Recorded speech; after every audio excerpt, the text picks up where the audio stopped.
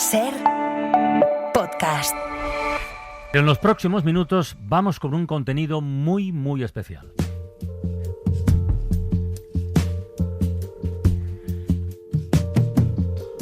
Como río sin cauce, como flor sin primavera, como quieres que no canse, la añoranza sin bandera.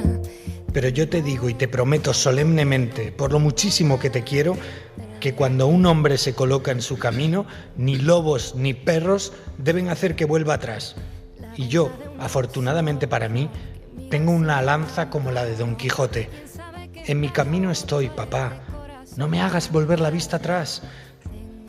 Este ambiente es maravilloso. Te suplico de todo corazón que me dejes aquí hasta fin de curso. Y entonces me marcharé con mis libros publicados y la conciencia tranquila de haber roto unas espadas luchando contra los filisteos para defender y amparar al arte puro, al arte verdadero. A mí ya no me podéis cambiar. Yo he nacido poeta y artista como el que nace cojo, como el que nace ciego, como el que nace guapo. Dejadme las alas en su sitio, que yo os respondo que volaré bien. Algo dentro me pregunte, ¿qué tendré yo de malo? Esto que acabamos de escuchar es un fragmento de una carta de Federico García Lorca a su padre. La escribió desde Madrid y el que la leía era el actor Eduardo Noriega hace un par de semanas en el Ateneo, en Madrid, en un especial de cartografías que se va a emitir este próximo sábado, mañana de hecho, a partir de las 8, las 7 en Canarias.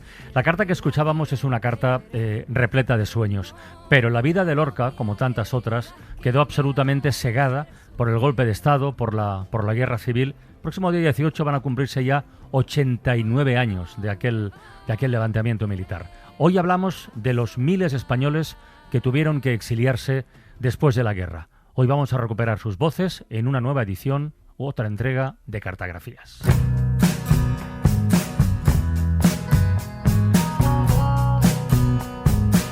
Cartografías.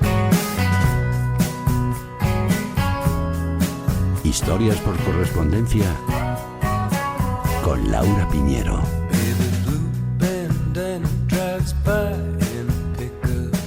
Hola Laura, buenas tardes. Buenas tardes. Esta historia tiene protagonistas propias porque empieza con dos profesoras españolas que, visitando un día con sus alumnos el Archivo Nacional de París, van y descubren documentos y cartas relacionadas con exiliados en Francia, con republicanos exiliados, que luego se ha visto que tienen importancia histórica y también social. Has hablado con ellas, ¿no?, con estas profesoras. Sí, estas dos profesoras son Mercedes Yusta, historiadora, y Marta López, catedrática de Lingüística Española en la Universidad de París 8, que está al norte de la capital. Desde hace varios años trabajan en un ambicioso proyecto para poner en contexto 2.300 cartas de este archivo de españoles que, como tú decías, huyeron a Francia en los últimos días de la guerra. Según nos ha contado Marta, pertenecían a lo que se conoce como el Fondo de Moscú, documentos que incautaron los alemanes durante la Segunda Guerra Mundial, que luego pasaron a manos del Ejército Rojo y finalmente fueron devueltos a Francia. En ese momento cruzan la frontera familias enteras que, una vez llegados, tras muchas peripecias, con muchas veces heridos por los bombardeos que les persiguen hasta la frontera, pues una vez atravesada la frontera, una vez llegados a territorio francés, van a ser dispersados por todo el suelo francés hacia distintos centros de internamiento y separándose a los hombres de las mujeres y los niños. Son cartas esencialmente de mujeres y en condiciones muy precarias, por lo que escriben estas cartas para pedir ayuda y hacer frente a sus necesidades. 7 de abril de 1940. Muy señores míos, tengo 2 hijos, de 12 y 11 años respectivamente, y que se encuentran actualmente en Rusia. Vivían conmigo y con mi esposo en Barcelona durante la Guerra de España, y los dos fueron heridos en un bombardeo aéreo.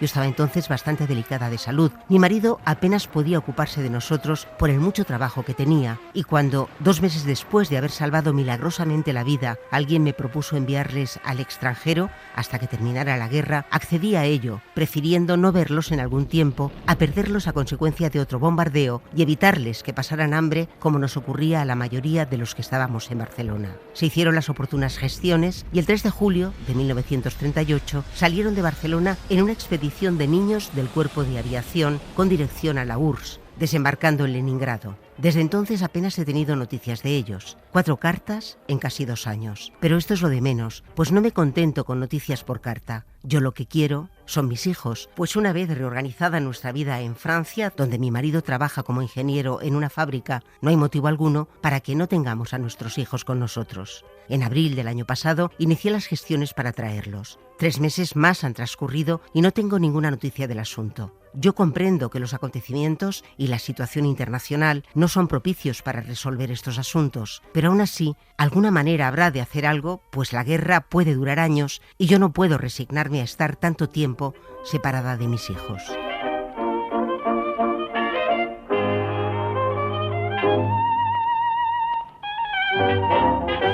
Y las necesidades que expresaban estas mujeres por carta iban, como escuchamos, desde intentar recuperar a sus hijos, a sus seres queridos, pedir comida, ropa, trabajo, iban dirigidas a una organización que un grupo de mujeres francesas creó de ayuda a los niños españoles refugiados. ¿En qué año fue eso? En 1939. Sí. La correspondencia la firma gente de a pie, sin papel relevante a nivel político durante la Segunda República, de lo que se conoce, me decía la investigadora, como exilio desde abajo.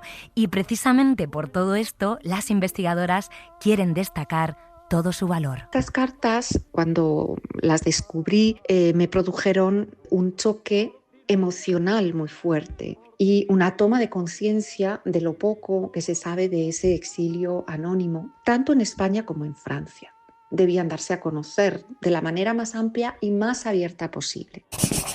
Distinguido señor, con la mayor desesperación de madre me dirijo a usted con la esperanza de encontrar alivio para mis 6 hijos y mi anciana madre. Mi caso es el siguiente. Mi esposo, desde nuestro paso por la frontera francesa, se encuentra recluido por encontrarse muy enfermo, a consecuencia de las innumerables penalidades que ha sufrido como combatiente desde el principio de la guerra en España. Por lo tanto, él no ha podido, ni creo que para fecha próxima pueda prestarme ayuda. Mis hijos andan con los pies en el suelo y casi desnudos. Según creo, todos los refugiados serán disueltos próximamente y no tenemos dónde ir ni dónde trabajar. Le propongo, si hay posibilidades, puesto que ustedes recogen bajo su tutela niños, que nos recojan a todos. Yo y 2 de mis hijas podemos trabajar, lavar, planchar, coser o cualquier otro trabajo. No saben lo triste que es verse desamparada con tanta familia y un porvenir tan incierto como el que nos espera. Bueno, es que leyendo, escuchando cartas como esta, lo del concepto exilio desde abajo, tiene toda la razón en reivindicarlo la investigadora, ¿no? Sí. Porque es verdad que los historiadores han trabajado y mucho sobre las grandes figuras del exilio español, en Francia, en América Latina también, pero ese tipo de historias cotidianas de la gente de a pie se quedaban siempre fuera. Bueno, y recordemos cuando decían familias enteras. Bueno, en febrero del 39 cruzaron a Francia más de 500.000 de personas, que es una auténtica barbaridad. Sí, y por esto, precisamente desde el principio, decidieron crear una plataforma abierta digital para que todo el mundo pueda acceder a la correspondencia y hasta un mapa interactivo, porque están documentando la dispersión a la que sometieron a estas familias. Matrimonios e hijos fueron separados. Las autoridades francesas no querían a los españoles concentrados en determinadas regiones. Y también, Carles, están estudiando todo esto desde el punto de vista lingüístico de la lengua, que es algo muy novedoso. Desde la lingüística y la historia de la lengua no se sabe prácticamente nada de esta población exiliada o más tarde emigrada a Francia. Y también a los emigrantes y descendientes de emigrantes, de estos españoles que se marcharon en 1939 con lo que era el español de aquel momento, y en Francia han desarrollado una variedad lingüística en contacto con el francés y han dejado un legado que está por estudiar. Es un patrimonio que también pertenece a la historia de la lengua española. Le escribo estas 4 letras para decirle que me encuentro en una situación muy precaria, pues no tengo ni para un sello, pues me encuentro en este campo con 8 hijos descalzos, con el barro hasta la rodilla, pues la que le escribe es la esposa del comandante de carabineros, Antonio Bolaño, que después de muchas cartas he dado con el paradero. Se encuentra en Madrid, Salamanca, cumpliendo 30 años de prisión. Tenemos una de las niñas con anemia y no tenemos para comprar ni 1 litro de leche, ni huevos, para ver si sale para adelante. Estimados señores, me encuentro en esta colonia de refugiados con mi padre, que ya es anciano, y la situación es muy grave. Aquí nos dan muy mal de comer y necesitamos comprar algo de alimento. Aquí, quien tenía algo de valor ya lo ha vendido para poder alimentarse, y quienes no tenemos nada debemos conformarnos con lo poco que nos dan, lo cual es insuficiente. Desde que estoy aquí, cada día me siento peor. Venimos sufriendo desde Asturias. Tengo una hermana en Valencia, casada con el inspector general de fábricas de armamento de Levante, pero hace ya 2 meses que no sé nada de ellos. Les escribí 3 cartas desde aquí, pero no sé si las habrán recibido, ya que no obtuve respuesta. Además, las envié sin sello por no tener dinero para comprarlos, y aquí si una carta no lleva franqueo, no la entregan. Ni siquiera tenemos papel para escribir. Ojalá ustedes, como compañeros, puedan ayudarnos de alguna manera. Aquí estamos como en una cárcel. Todo el día andan los gendarmes y el régimen es casi de prisión. Tengo además un hermano prisionero en Asturias, en manos de los fascistas. Imagínense por lo que estará pasando el pobre. Si uno se pone a pensar, esto es un valle de lágrimas, perder a los seres más queridos y además tener que pasar por esta situación. Espero que me escriban pronto y, por favor, no digan nada de esta carta, pues podrían castigarnos. Es valiente, pero el negro es traicionero. El gallo rojo es valiente, pero el negro es traicionero. Las cartas son tremendas, las condiciones de vida de los exiliados republicanos españoles en Francia fueron tremendas también, pero hay algo gratificante en lo que estamos contando esta tarde en esta edición especial de Cartografías, y es que este proyecto no para de crecer. Ha recibido financiación de entidades muy diversas, incluso la propia Universidad de París, la Embajada de España, y además se ha publicado un libro, ¿no? Y están a punto de estrenar, no, están preparando un documental que se va a llamar ¿cómo? Se va a llamar Franquicias Postales, me parece un nombre buenísimo, porque han estado recorriendo y grabando en las localidades francesas desde donde se enviaron estas cartas. A veces les escriben familiares de exiliados de los que nunca se tuvo más noticia, a estos lo remiten al archivo, y no solo quieren trabajar con el material escrito, también oral. Han podido entrevistar a descendientes de estos exiliados. Algunos eran los niños mencionados por sus madres en las cartas, como el refugiado José Burillo, y que conocieron con 94 años. Yo seguía a la familia, como estábamos todos juntos, y cuando pasamos a Francia, allí comenzaron a unos, lo llamaban de una parte, otros de otra parte, y allí perdí 2 primos allí en la frontera, porque la primera cosa que nos hicieron cuando pasamos la frontera es de coger una ducha fría, y había 2 gemelos, y ellos pues cuando cogieron la ducha pues se resfriaron, y eso la familia... Desde el límite no es tan fácil cuidarte. Si nos falta el calor, ¿quién abrigará este viaje? Como se notaba todavía el refugiado, un deje francés, sí, de tanto tiempo pasado ahí. Oye, Laura, Emilio Silva, que para quien no lo sepa o no lo conozca, es el presidente de la Asociación para la Recuperación de la Memoria Histórica, y que además es un seguidor habitual de Cartografías. Bueno, ha sido él quien nos ha puesto tras la pista de esta historia, y además creo que nos ha dejado como una recomendación para abordar otro día. Nos ha puesto deberes, me parece, ¿no?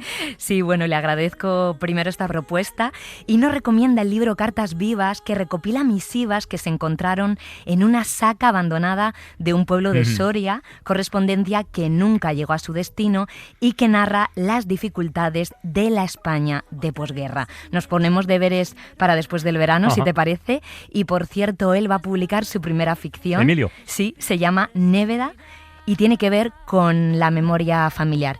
Y con todo esto, también me he estado acordando mucho, una recomendación para el verano, de La caja azul de José Antonio Ponseti, sí, que efectivamente. sabes que sigue la pista de su abuelo que desapareció en la batalla del Ebro. Todo tiene que ver con memoria. Pues mira, sí tenemos deberes para este verano y material para reflexionar.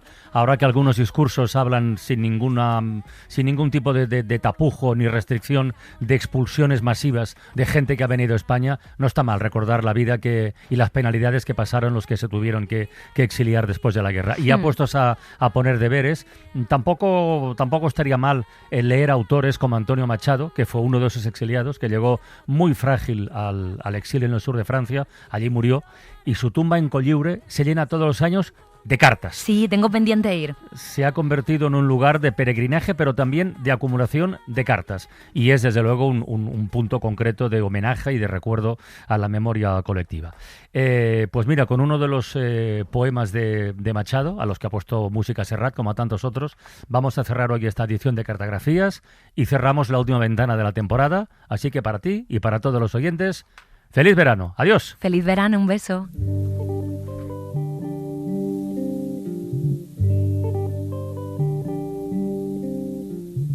Todo pasa y todo queda, pero lo nuestro es pasar, pasar haciendo caminos, caminos sobre la mar.